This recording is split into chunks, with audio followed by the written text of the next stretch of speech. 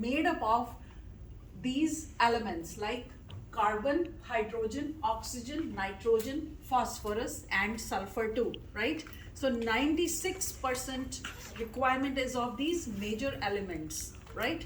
Because they are the ones that are the sources of these carbohydrates. So what are the main types of biomolecules that we are made up of? Can you tell me? Yes, they are also called biomolecules. You can also call them macromolecules. Do you know that? Macromolecules. Why do you call them macro? Macro means what? Big, humongous. Remember, in case of microscope, you guys were introduced to the word micro. Now, macro is the opposite of micro. Make sense? Macro means big. Why these biomolecules called? There are carbohydrates, proteins, lipids, and nucleic acid. These are the ones that make us. Every living organism is made up of these, right? So what did you eat? If you eat cereal, then you consumed carbs, right? If you eat pasta, you consume carbs, right? And if you consume fried chicken, what do you think you have consumed? Proteins, yes, proteins. In meat you have proteins, and it was fried. So what do you think you have consumed? Lipids, there you go. Yes. So do you see now?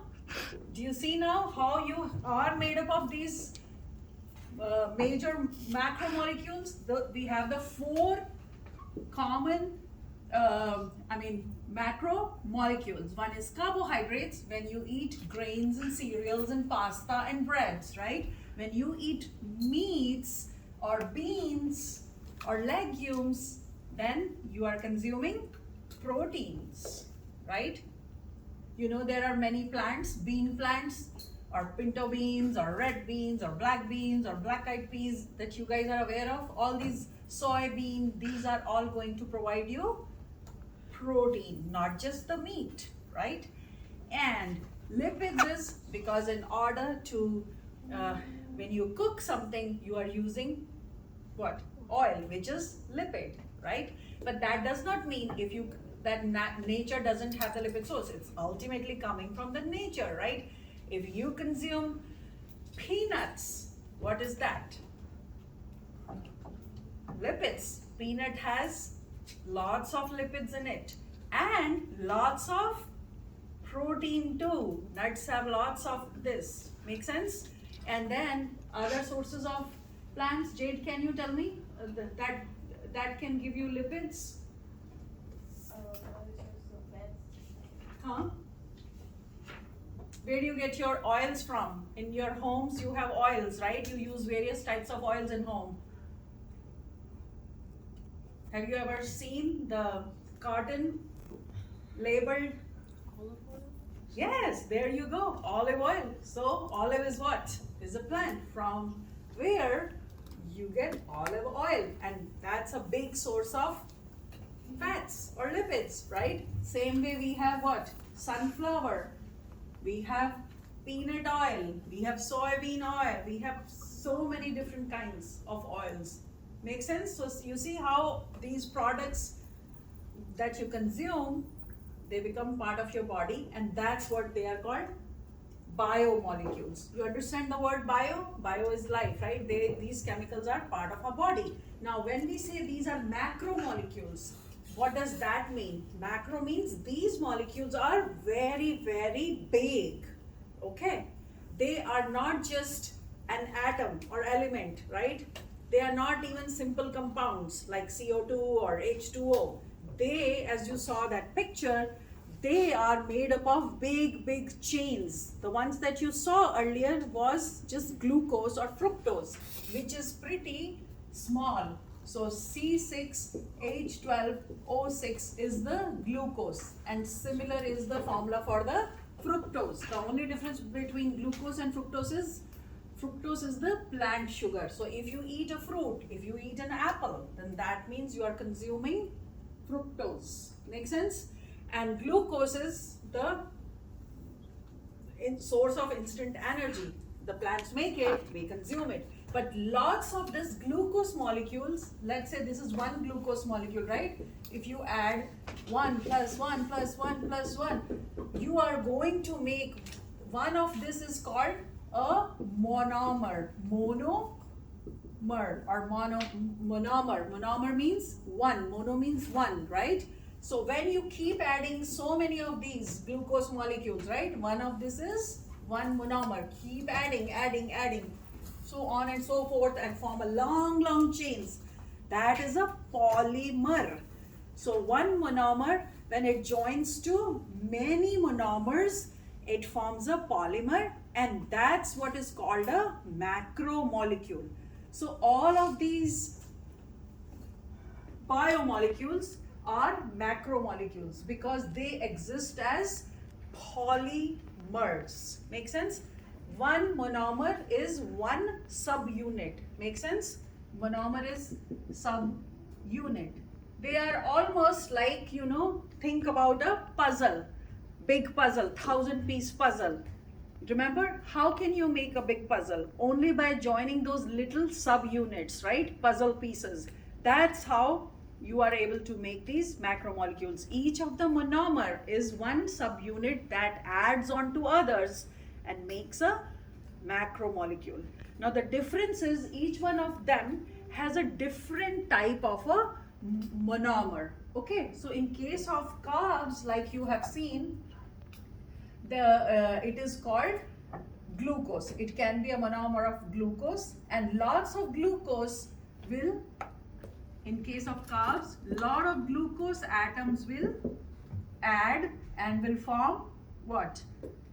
Starch, right? Starch is what? A polysaccharide. Poly means many, saccharide means sugar molecules. Or they can also form another type of polymer that is called cellulose. So you see, cellulose is found in the plant cells as structural carb. Okay, starch is a storage kind of polysaccharide. Make sense? Make sense? Cellulose gives structure to the plant cell wall. That's why it is called a structural polysaccharide. Make sense? Okay, starch is what? Potato is rich in starch. So imagine that. Potato is like a big pantry that stores all the starch inside it. Make sense? So just imagine that. It is full of starch. And how is starch formed? One subunit joined to another subunit. One glucose joined to another glucose. And that's how they went on and on, like thousands of subunits forming a polymer. Make sense? So the single unit in case of carbs is called a monomer. The monomer is going to be glucose. Okay, when two glucose or two simple sugars, they join together, then it is called a, okay, the single monomer is called in case of carbs monosaccharide. Okay, mono means what? One. So it is made up of one sugar. Saccharide means sugar. Make sense? Then two molecules of glucose, let's say, they join together like this, then it will be called what? It will be called a, this one. One joined to the other is called a di. Di means two. Disaccharide. Make sense? Now, if you keep on adding here many, then glucose molecules, many, like to the thousands, right? Hundreds, thousands, 10,000s, then it becomes a polysaccharide, which is your starch and cellulose. Okay, that's in case of plants. In case of animals, it is called, poly means many.